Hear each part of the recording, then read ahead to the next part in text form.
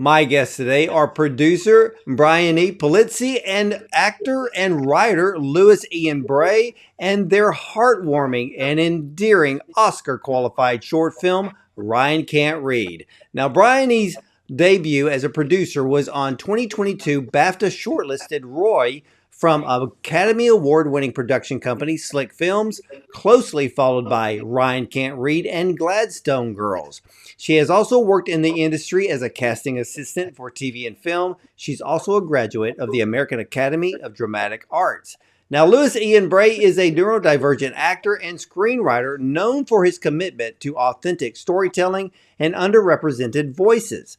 Now, he co-wrote and starred as Ryan in the Academy Award winning, I should say, qualifying, we could probably speak it into being here, short film Ryan Can't Read, but it's been praised by Ken Loach as touching and important, and the film earned Lewis the Best Actor Award at Tokyo's Short Shorts Film Festival, and in addition to his role in Channel 4's upcoming drama series Patience, Lewis is involved in several exciting projects set to air in 2025 and 2026. He is also the founder of Scribble Pictures, a neurodivergent-led production company.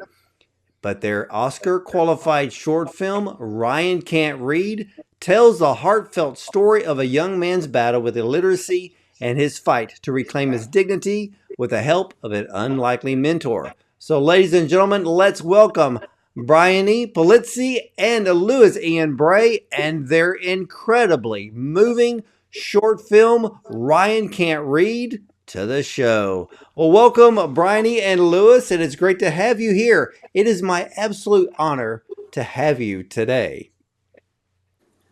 Thank you. We're so excited.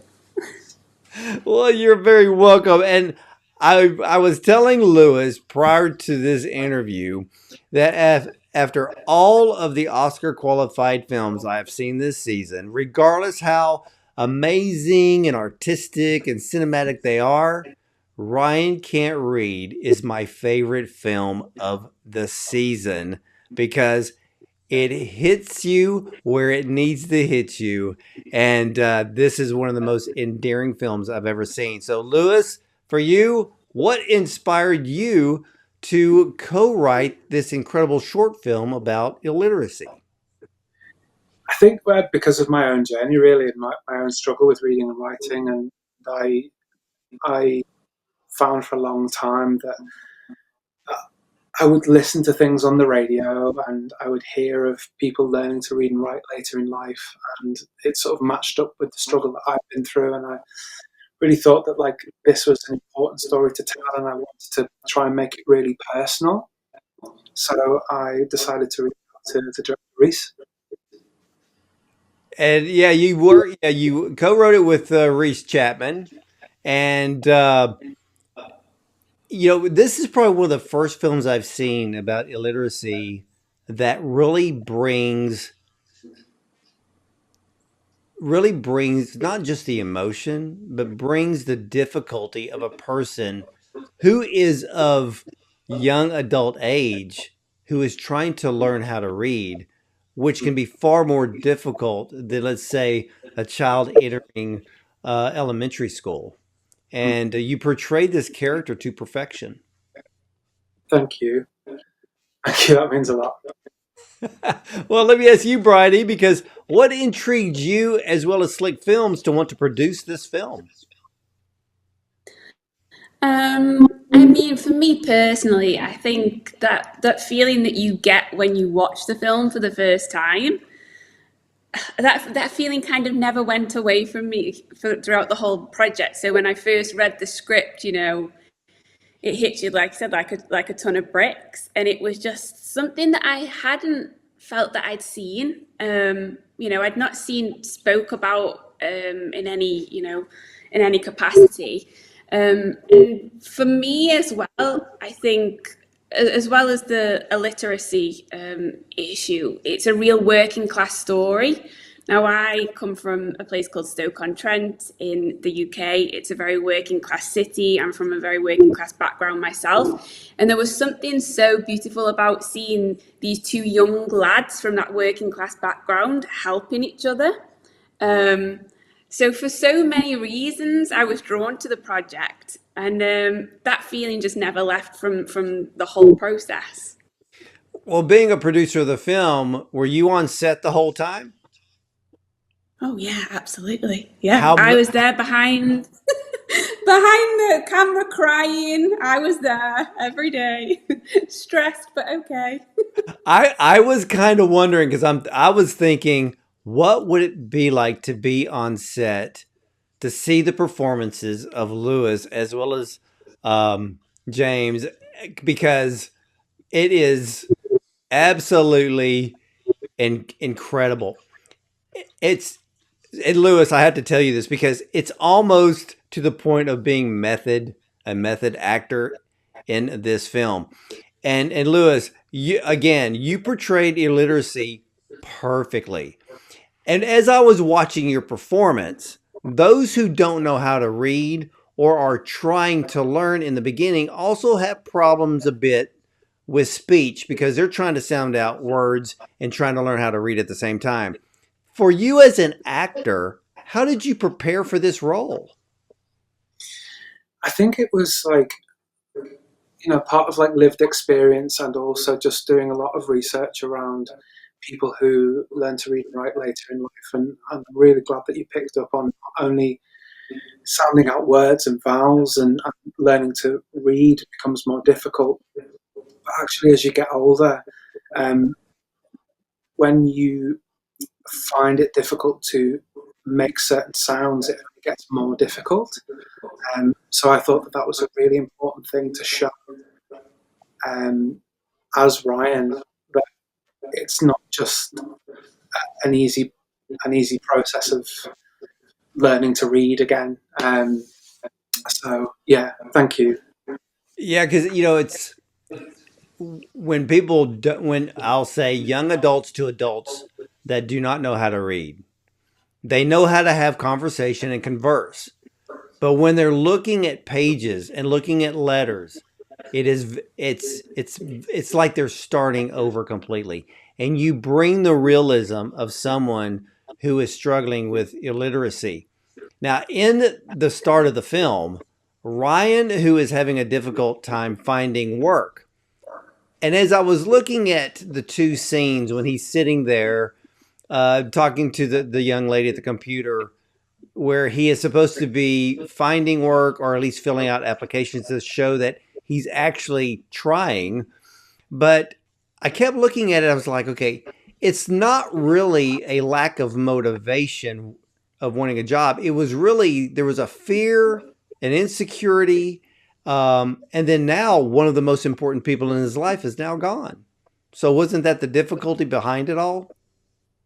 I think so, and at some point it kind of forces him to like either sink or swim. And as a person who didn't learn to read and write properly till I was older, like it is embarrassing. It's nerve wracking when someone hands you a sheet that you have to fill out, and it just looks like a wall of text, and it can be embarrassing to turn around to someone and say, "Oh, can you help me out with this?" And like, so I think it was really important to get that across that um, even if people are offering that help, it can still be difficult to ask. And I think that's why it's important to show that. Well, when I looked at your role in this film, because you're playing a young man who is illiterate who is trying to learn how to read. Was there an element of neurodivergency in your character at all? Um, I, I don't think. I mean, dyslexia is a neurodivergence, but I don't think Ryan is autistic, or I don't think he has ADHD. I think it's really important to make the distinction between autism, ADHD, and dyslexia and illiteracy, because I wouldn't want to kind of gather those all together. I think he's a very shy person. I think he's going through an awful lot. I think that completely plays into his lack of self-esteem. Um, and the reason why he has to get out there and why meeting Tyrone is really important for him. When he says like, "Stick your chest out," stand up straight, and all of those things. Yeah, I think I as a neurodivergent actor, when I was sort of preparing the role, like even though being dyslexic is part of being neurodivergent, I don't see it. I see him having learning disabilities. Um, yeah, it's really important to make that distinction. Yeah, and you're right. Because when I watched the film, not once did I ever think that. It was you playing this vital role of someone who literally was struggling to learn how to read. Now, Bryony, for you, you're on set and you're watching all of these scenes play out. You being the producer, what was one of your major roles in getting this film made? Wow.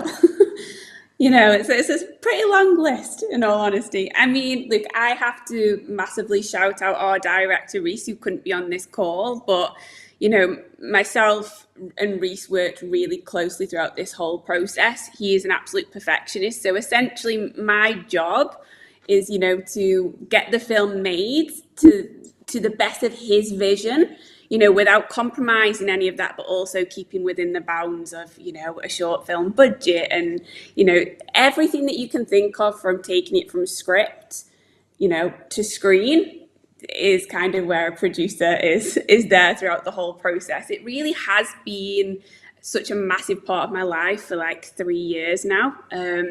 Like like an unbelievably massive part. So yeah, like I said, it was just really working with Rhys, making sure that he was happy in, his creative vision, but keeping us on the right track so that we're not going, crazy overboard as well with the budget that we had. Oh, I completely understand that. Now, one of the scenes, probably one of the most one of the major scenes in this film, I have literally now look, ladies and gentlemen, I have seen Ryan Can't Read from beginning to end 6 times, but I've seen and replayed certain scenes far more than that. Now, one of the scenes that I kept replaying because when I first saw it, I didn't catch it right off. It was the second time I was like, oh my gosh. And then it changed the whole dynamic of the film. It's the scene that where Tyrone comes over to Ryan's house and ever so slightly he learns that Ryan's mother had passed away. What shocked me was that Ryan never told Tyrone. So Tyrone picks up basically the funeral announcement off the mantle. But he turns and he looks and he realizes that the bed in the room has been perfectly made. So the bed has never been put up. It's still there. It's a reminder to Ryan that his mother is gone. So that whole setup in that scene is very powerfully moving if you pay enough attention to it. But then it's when Ryan asks Tyrone, so he's handing him all of these envelopes. What does this one say? What does this one say? So it's usually like a bill or whatever. But then there's the letter. Tyrone opens up the letter. He looks at it. He closes it in an instant and just hands it to Ryan and goes, it's almost like, no, I'm not reading this to you, which we know leads up to another scene. And, but the fact that Ryan's mother passed away and Tyrone didn't know, then the contents of the letter left Tyrone in tears. And that scene, I mean, for you, Lewis, what was it like doing that scene with Tyrone and going through all of the dialogue there? I mean, what were you feeling? What were you internally projecting?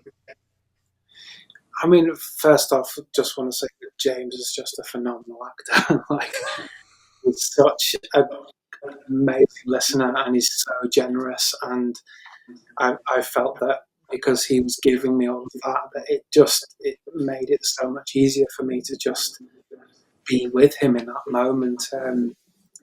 I think we felt that Brian's link to his mum and Tyrone was so important because we we'd sort of found in the writing process that Ryan had been caring for his mum for a long time, and Tyrone was a person in the community that knew his mum, and because Ryan's mum had passed away, it had been a little while since Tyrone had been around, so it was all kind of like a big shock and a flood of emotion. And then you feel that sense of duty, then, don't you? Like, oh gosh, I can't leave this person on his own. And we kind of started from there. But like getting to play that with James was fantastic. Yeah, it's one of my Yeah, favorite. yeah. I mean, I've replayed that scene because you have to watch all of the little nuances in that scene. Now, Bronny, I'm sure you were probably crying when they were filming it. I mean, there's footage of me somewhere that I hope never sees the light of day because, we had a whole BTS crew making sure that they were getting all of the what was going on behind the scenes. But that final scene that you spoke about, I've never been on a set and had that feeling before, and that was kind of a universal experience for all of us. There was not a dry eye in the house. And when I say like the house, it was this tiny terraced house that we shot in Liverpool. And there was about 50 of us packed into this tiny little kitchen watching on the monitor. And we all absolutely lost it. And again, I think it goes back to, obviously, Rhys really gave Lewis and James the kind of space as a director and worked with them to get that scene, but also just Lewis and James in a space together. It was just, yeah, that was the moment for me, in all honesty, where I was like, because you know how stressful film sets can be, and that was the moment for me where I was like, oh, this is going to work. Like, we've made something here. Like, this is special. So, yeah, I still can't watch it without crying, and I've seen it a lot of times. Well, okay. This is what. So as I watch this film, like I've seen this film so many times, I was wondering because Lewis, your portrayal of Ryan is very emotionally deep, and Tyrone James has some of those elements too. With Rhys directing, did any of those emotional scenes, did y'all have to do them more than once? So there was a couple of emotional scenes, but the one that you're talking about, I think we did one or two takes of that. Um, James again was just really there with me the whole time, and and super supportive. And Rhys, and we just kind of figured it out, and we just went for it. And I often think about the people that really do struggle to read and write. I hope that that moment for them is really important, and I hope it eggs people on to make that jump into learning to read and write themselves. So I was running into that scene already feeling like a lot anyway, and yeah, it was Rhys and James that really sort of Yeah, helped this all. yeah, Yeah. because the whole film, and I agree with you, Lewis, and I know Bryony, you believe this too. This is a film that when people watch it that may have a problem learning how to read and write, it is an inspiration to get through that period of difficulty in learning.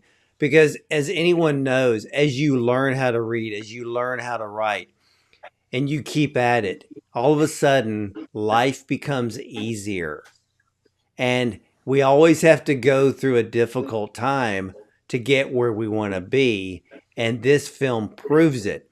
Now, Tyrone is played by James Nelson-Joyce. Now, he creates the ways to help to teach Ryan how to read. One of my favorites was his creativity to mix music and movement to improve learning. So as I was looking at that scene a few times, Scientifically, music helps a person to remember and to learn at a faster rate. Movement does the same thing. So was there some a little bit of research done before that scene was created? 100%. And we looked at lots of different ways and ways that had helped me. And Rhys also went away and did some research about um, different different ways. But I know that Rhys would say that like it was really important to be able to show those things visually, and like we felt that the strongest way to show that was through movement and music. And yeah, it's that's something that worked for me the most anyway. Um, but yeah, Yeah, I loved it. And here's the thing about every element in the film that has to do with learning. If it was from the movement and, doing your hands to do the letters, if it was like when Ryan and Tyrone were outside and he had brought chalk, um, there was a little bit of a struggle there. And then I like the bucket with the dirt in it. I mean, here are two young adults with this bucket of dirt and writing letters because movement, even with your finger and spelling out letters, the brain starts to create new pathways of learning. And so everything worked.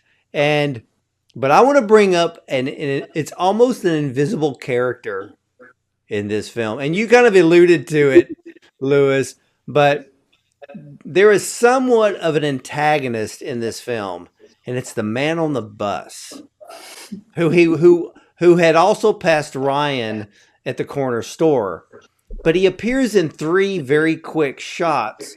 Why was his presence so important in the film in relation to Ryan? Because I looked at it as that it amplified Ryan's insecurities before the final ending. yeah, I would 100% agree. I think that thing of going into the community as a young person, as a person who struggles with their self confidence, and being in social situations where you have to deal with money and deal with literacy and speak to people and be confident, and to be faced with a character that doesn't struggle with that, I think sends Ryan into, I just don't want to be seen. And I think what learning to read and write does for Ryan is it gives him self confidence. Like as he gets more confident in himself, he's able to get on that bus, shoulders back, head up high. And then because of that, he doesn't take as much notice of him because Ryan is able to advocate for himself, and advocate is a really important word. Um, because I want people to be able to stand up for themselves, and I think learning to read and write gives you a confidence because it gives you access to other things. It allows you to go to work. It allows you to read things that you never thought you could read, learn things, and um, yeah, I think you're right. I really picked up on something there. I think it's really important that Yeah, yeah, it was because I noticed him three times in the film. Now, Bryony, how difficult was it filming the bus scenes? I mean, like we were really lucky with the crew that we had. Like Icon, every single person that we had working on the film. It's the dream as a producer, isn't it? You hire everyone and you hope that they turn up and A, they get on and can work well together, but B, they know what they're doing. And we were in very safe hands. We had an AD called Terry Bamber, who's an absolute legend, in filmmaking, and it was a very stressful situation, but he handled it so well, and it was just, yeah, it just went swimmingly, really. So we were really lucky, but the local community in Liverpool just really kind of rallied together for us. Our bus driver is an actual bus driver from Liverpool called Mike, and that was his actual bus that he does his bus route on. And me, Lewis, and Rhys went into a bus depot one day, and we were like, "Is there any way we can use a bus?" And he was like, "I'll drive a bus for you." So it should have been more stressful than it was, in all honesty. Yeah, well, you know what I loved about the bus driver? in the first scene with the bus driver, he had empathy and compassion for Ryan and telling him, "Don't worry about it," because he already kind of knew, because if you're used to riding the bus driver pretty much knows all of his passengers, so he kind of knew. And I love the touch of empathy and compassion that the bus driver had shown Ryan in that scene, and it was a very small, but it was a touching moment. But there was another very strong element besides the illiteracy in this film that I hope people will truly see because it's extremely important. Tyrone was not only teaching Ryan how to read, he was also trying to teach him how to write, like the chalk scene in the film. But he was also teaching Ryan to have, and you already said this, Lewis, to teach him to have self confidence. And that was something that I picked up in two of the scenes because he was telling him, look, you need to start saying hello and you need to hold your head up. Don't look at the ground looking sad and defeated. And I was like, we all need to have friends like Tyrone. And because it was Tyrone that was also teaching Ryan life skills, not just about reading and writing. He was teaching him life skills because and like you said, Lewis, once you start learning how to read and write, then you yourself are going to have more interactions with more people because confidence comes when you start understanding language. And so with Tyrone being such an incredible mentor to Ryan, I was sitting there watching, especially the kitchen scene where he was telling him, he says, man, you need to start saying hello. You need to start holding your head up. You need to stop, don't be weird, and I thought, oh man, why can't we just have more Tyrones in our life? Because we don't see people teaching younger people true life skills because those little things in the film, it truly mattered. And, for both of you, what was that like? Well, for you, Bryony, as well as you, Lewis, of seeing even the kitchen scene, what was that like? I mean, just that I think you're so right. And one of the key takeaways from this film for me, even when I read the script the first time round, it's friendship as well. It's, there's the obvious, subject matter of illiteracy, but it really is about friendship. And, he helps. I feel like, as the story goes on, it becomes quite clear, as you mentioned, that he's lost, a person who I think maybe Ryan was very closed off and kind of kept himself, in his mum and their little bubble. And I think when Tyrone has that realization that he doesn't have that anymore, he almost kind of steps into that caring role as well. So, I think it's just you never really know until you get on set if your two leads. Obviously, you have the audition process, and we had an incredible casting director called Des Hamilton, who is just incredible. But you never fully really know until you're on set and you're watching the monitor. But just the friendship that you both had, it just comes across so well on the screen, and I just think it's a story about friendship. Oh, it really is. And it really is. And that scene where Tyrone and Ryan are sitting at the dinner table, opposites of one another, that scene. Now, and of course, it leads into another scene, but we'll get to that here in a moment. But just when the look on Ryan's face, when Tyrone did not want to tell him, "Hey, I got a job, but it's not here," and that he was leaving, and Ryan, the look on his face was, "Oh my gosh, I've lost someone else." And his heart sunk. My heart sunk just seeing that scene. And for you, Lewis, preparing for this role in particular, but even preparing for that scene, knowing that Ryan's mother is now gone, how are you looking at the scene going into it, knowing that you're about to lose your friend?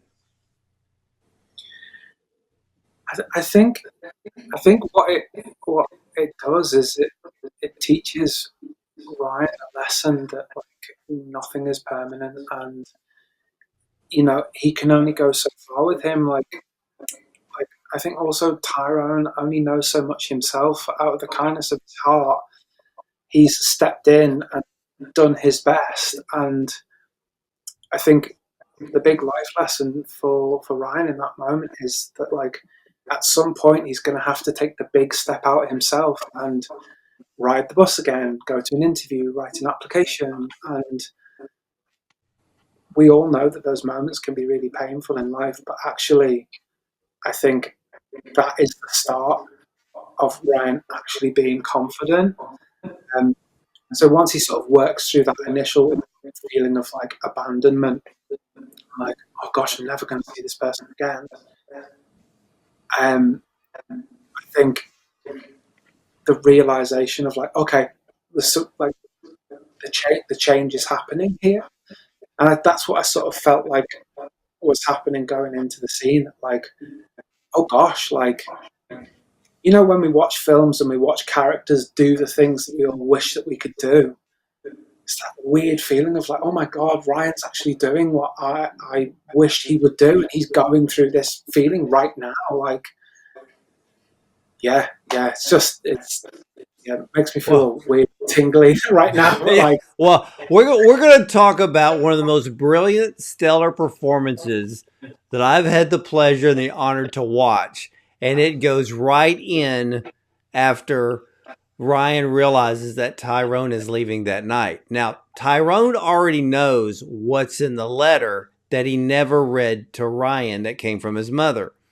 Now he goes over, and it's almost like he knew it was the perfect time. It was now the time to take that letter off the shelf and hand it to Ryan.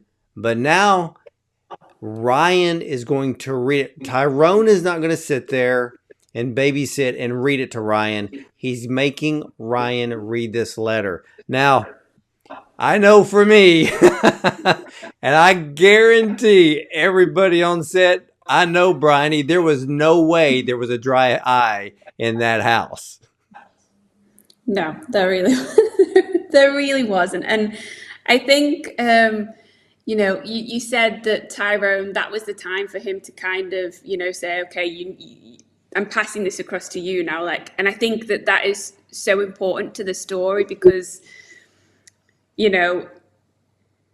I think it was just so important for Ryan to, even though he struggles his way through it, it was really important that he was the one to read that letter.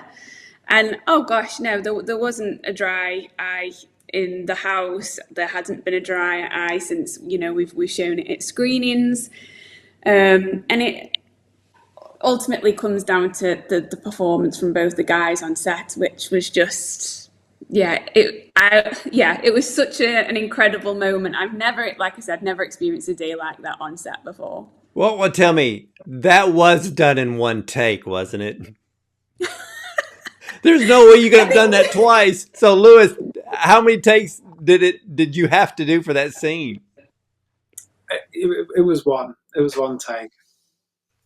That's called perfection, brother. And it was perfection. Now, I have to ask you, though, Lewis, how in the world or what space or what mindset did you have going into that scene and to read that letter like you did? Because, I mean, there is no way that anyone sitting in a theater watching that scene, there's no way they did not cry.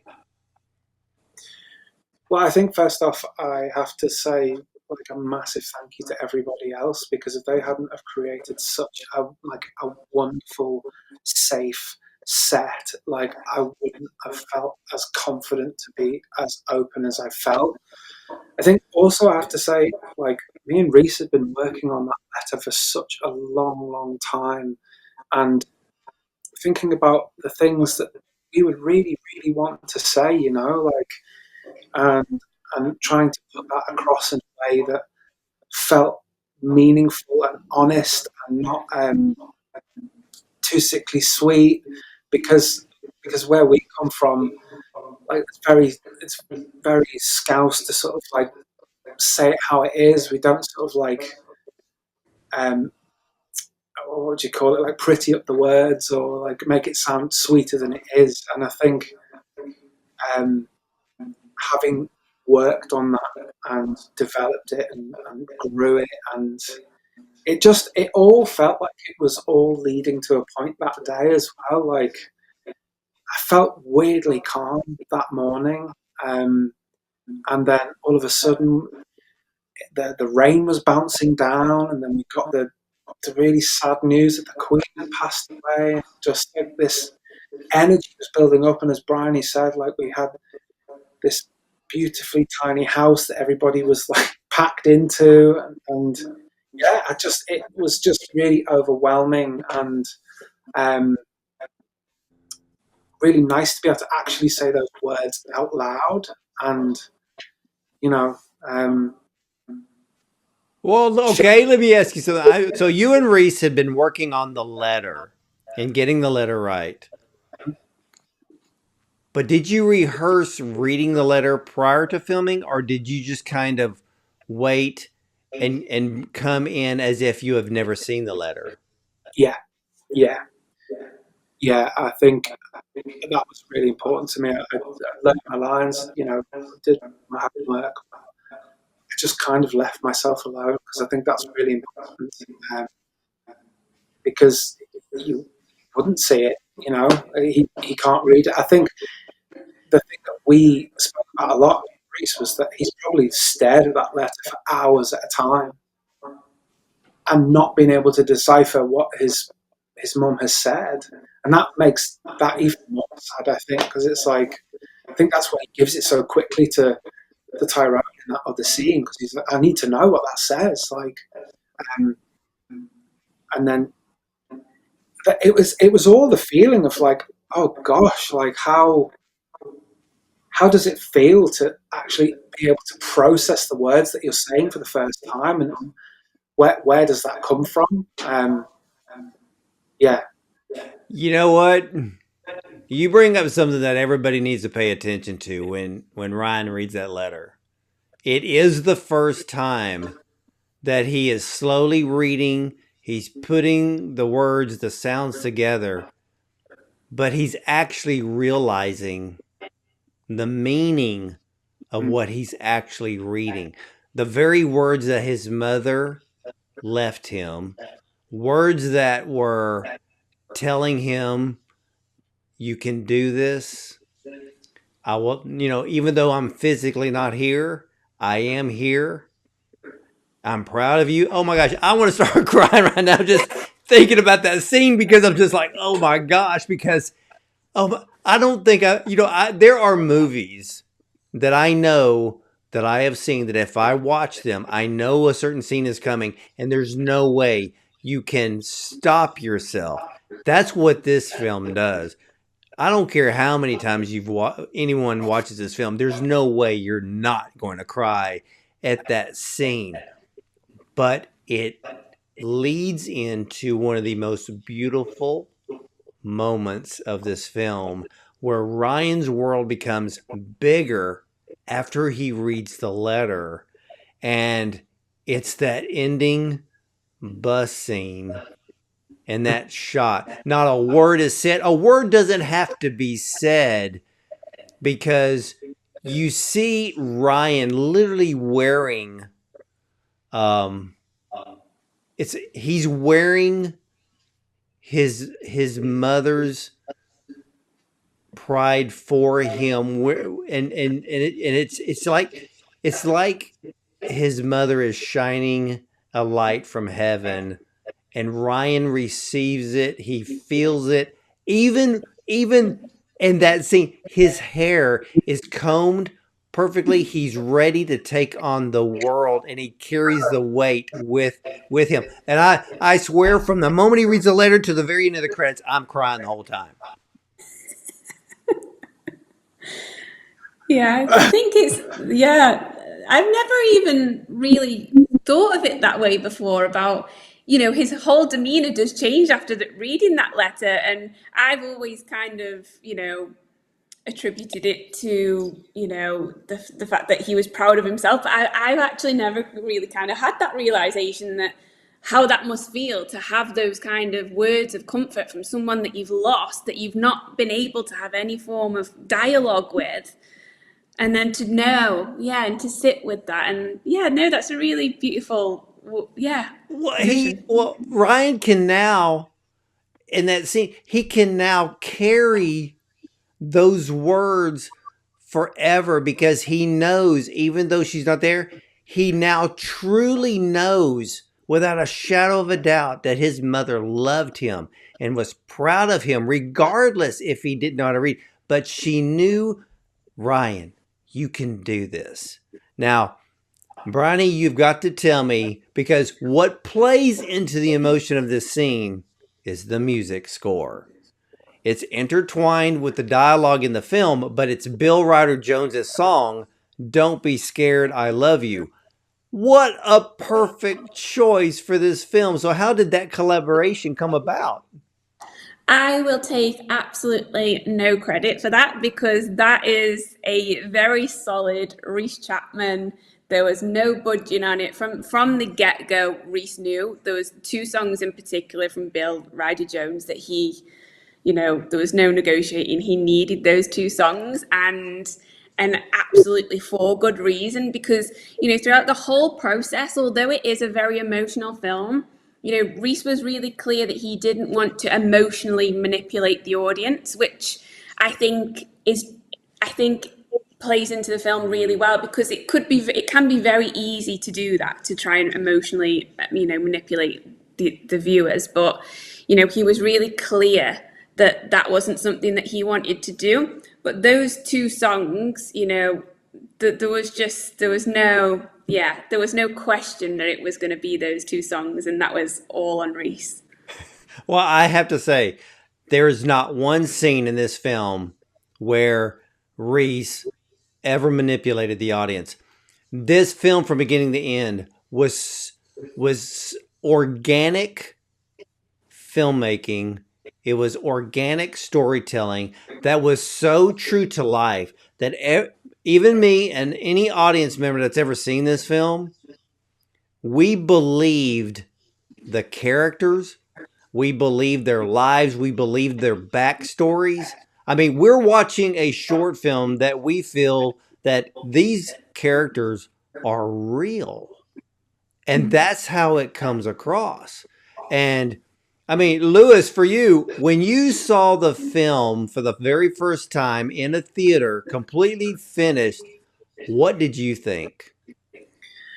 Well, obviously, as an actor, it's always really hard to watch yourself, but like I have loved the process of this film. It has been not only life changing for Ryan, but it's also been life changing for me because I've been able to step into my confidence about my own illiteracy, and watching it for the first time was like the marrying of that. And I, I, I remember just saying, "Oh my god, that's like that's the Liverpool I know. That's my community. That's people I know growing up." And I knew a Tyrone, I knew a Ryan, and I was just so like overwhelmed at, the amount of hours that I've been put into like crafting the most honest story, and I'm so unbelievably proud of it, um, and I hope it can help somebody. And indeed it will. And I have to also ask, even for both of you, what was it like sitting in the theater for the first time and seeing literally everybody emotionally moved? Well, we had a private screening for just our cast and crew first. That was really important to us, and we did it in Liverpool as well. And for me, it's always nerve wracking because I just want to do everyone proud. I just want everyone to be happy. They all gave so much on set, and luckily, they were. And yeah, I'm crying with them. So, from what I can see through, tears of my own, everyone was really happy and proud of it. And yeah, so yeah. It was So, lovely. well, what was it like being in the theater and seeing and seeing the audience react in a very emotional way? I mean, that must have been incredible. I mean, Rhys may say that he doesn't want to emotionally manipulate the audience, but I was like, yes. Yes. I don't know about you, Lewis. No, but I was speaking to people afterwards, and cast and crew and stuff like that, and just hearing their responses, and even people quietly sort of saying, "Oh, do you know what, mate? It's something I've struggled with for a long time, maybe in a different way, but you know." And that's a shock to me, like to have people open up so vulnerably and be like, "Oh yeah, me too." Um, so yeah, in the same way, Brian, yeah, I agree, and I also think, gosh, what a wonderful thing to be able to have that chat with somebody after watching the film together and be like, oh, I can connect with other people that are like, oh yeah, me too. Um, yeah, Well, we have to give a big shout out to Rhys Chapman yes, for co-writing and directing such an incredible, endearing, heartwarming masterpiece of a film, because cinema is made to move us. But boy, did Rhys, I know you're going to be watching this interview, so Rhys, this is to you. What an incredible work of art you have put on the silver screen. And you couldn't have done this with a better team and crew to bring Ryan Can't Read to life. So much kudos and success to you. And now I have to ask, what does it feel like to be Oscar qualified? that's what it feels like. There's no other way to describe it. It's exciting, it's nerve wracking, it's wonderful. All of those sorts of feelings. Um, yeah, yeah. Yeah, you know what? I was sitting on the edge of my seat because I've been waiting on some films to be Oscar qualified, and I'm like, when is Ryan Can't Read going to be Oscar qualified? I'm like, it would be a travesty in film if Ryan Can't Read wasn't Oscar qualified. Because then when I saw the post by Rhys, I went, "Oh, praise the Lord! It's about time." What took so long? Because this film absolutely deserves it 110%. Because I was probably going to be crying in disappointment if it wasn't. Because this is a film for me that the Academy would love and will love. And now the real work begins, doesn't it? Yeah, I mean, look, no one, we never make these kinds of projects with, this happening as the kind of goal. You just kind of pour your heart and soul into it and the real passion for projects, and you kind of just see what happens. And sometimes films just take on a life of their own and there's just no stopping them. And that seems to be the case with Ryan Can't Read as well. But, whatever happens, we're just so proud of the film and, what we've all created together. So, fingers crossed they like it, of course. It'd be lovely, but we're just really happy either way. Yeah, I just love this film. And ladies and gentlemen, this heartwarming, tug at your heart short film, Ryan Can't Read, delves into the struggles of Ryan, played by Lewis Ian Bray, a man facing immense financial hardship and the overwhelming burden of bills. Now, his inability to claim benefits pushes him to the edge of despair. However, a lifeline is thrown his way when his friend Tyrone, portrayed by James Nelson-Joyce, offers him a chance at redemption. This short film is a tearjerker, set against the vibrant backdrop of Liverpool, England, which examines the human spirit's resilience in the face of adversity. Now, with a screenplay co-written by Rhys Chapman and Lewis Ian Bray, Ryan Can't Read paints a vivid picture of the challenges faced by individuals in their daily lives and the profound impact of friendship. Now, we all have Ryans in our life, and we all need to be more like Tyrone in helping those that need a bit of love encouragement, and motivation. We can all be mentors, and this beautiful short film teaches us that very thing. Now, Ryan Can't Read is one of my absolute, honest to God, favorite films of the year, as I am a sucker for heartwarming and endearing stories that have the power to put tears in your eyes. Now, this film has put those tears in my eyes 6 times already. So, films like this one make our world a much better place. And when you get a chance to see it, you better do so. But I'm going to warn you, make sure you bring a tissue because you're going to need it. And so I want to thank you, Bridie and Lewis, for sharing this incredible film with me today. And Lewis, I think you better be careful because, you know, you're from Liverpool, so you may end up being as famous as the Beatles. Oh, I don't know what to say. I do have to say that this is the first ever podcast, and thank you so much for being so gentle and kind. And yeah, because I was really nervous. So thank you. Well, you have nothing to worry about here. And Lewis and Bronny, you know, y'all were friends for life. And Bronny, any last words? Yeah, just echoing what Lewis said. Thank you so much. We really have appreciated your support as well throughout this whole process, and you know, giving filmmakers like us just the chance to have these kinds of chats is really important, and we're really grateful. So thank you to you as well.